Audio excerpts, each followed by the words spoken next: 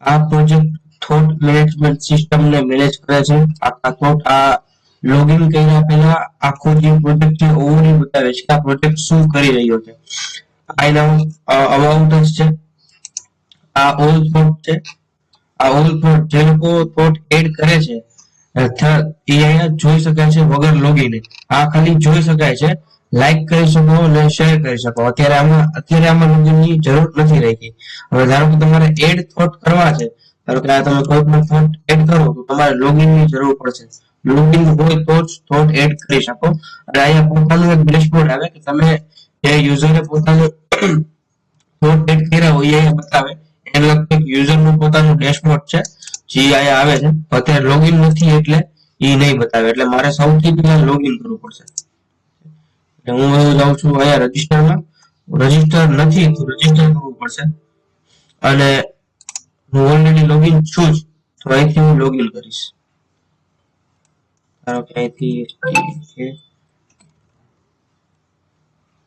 હું જેવું લોગિન કરીશ એટલે મારું ઓલ થોટ નામનું આખું આ પેજ ખુલશે. બરાબર છે. આ જેટલા થોટ બધા જેટલા દરેક યુઝરે જે થોટ એડ કર્યા છે અહીંયા એડ કરી શકાય છે અને લાઈક કરી શકાય છે.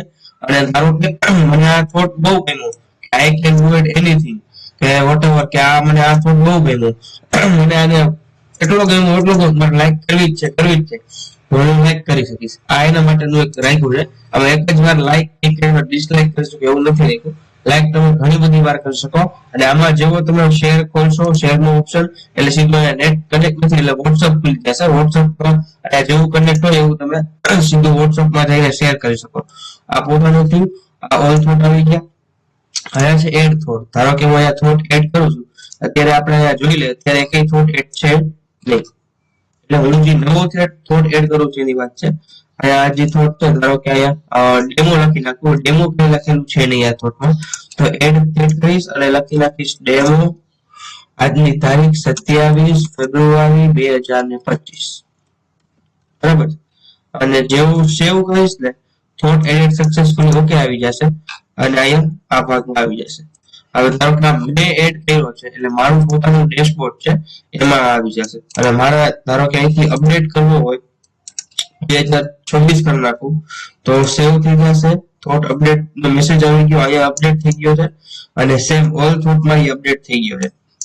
બેઝિક આખું પ્રોડક્ટ ઓપરેશન જેવું જ છે.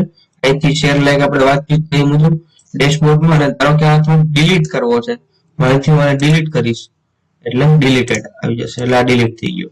અને જેવો ધારો કે આ એપ ડેશબોર્ડ છે એ યુઆરએલ શું કરશે કે આ જે ડેશબોર્ડ છે એને એક્સેસ કરવાની પરમિશન આપશે. હવે લોગ આઉટ કરી નાખું છું અને હવે હું અહીંયા પાછો યુઆરએલ ઉપર નાખું છું અને એન્ટર કરું છું તો ફરી નહીં કરવાની કારણ કે આપણે લોગિન નથી એટલા માટે. આ પ્રોજેક્ટ બેઝિકલી આટલું કરશે. અને રજીસ્ટર ની સ્ક્રીન શું કામ લોગિન કર્યા પછી દેખાડે છે એના માટે રાખ્યું છે કે ધારો કે હું અત્યારે મારી સ્ક્રીનમાં છું અને એવો યુઝર આવ્યો કે જેની પાસે ટેમ્પરરી ફોન નથી અને એને સિસ્ટમ જોઈન કરવી છે તો હું એને મારા માંથી એને રજીસ્ટ્રેશન કરી દઉં. એટલા માટે મારે પાછું લોકઆઉટ લોગિન ના કરવું પડે એટલા માટે રજીસ્ટર નું રાખ્યું છે. એ આ પ્રોજેક્ટ આખો વર્ક કરે છે. અને આ જે વસ્તુ છે એ સિમ્પલી એક વેબસાઇટ ની લિંક છે એ નીચે જોવા મળે છે. એ નીચે આવશે આખું એ ઓનલાઈન લિંક છે નહીં રહેશે તો જ ઓપન થશે. ઓનલાઈન લિંક જ છે એમાં બીજું કઈ નથી. આ પ્રોજેક્ટ આખું આટલું કરે છે.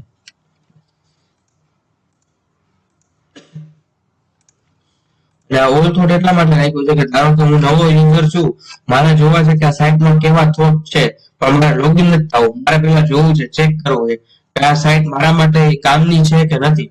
તો એના માટેનું છે. બસ આટલું આમાં અત્યારે છે.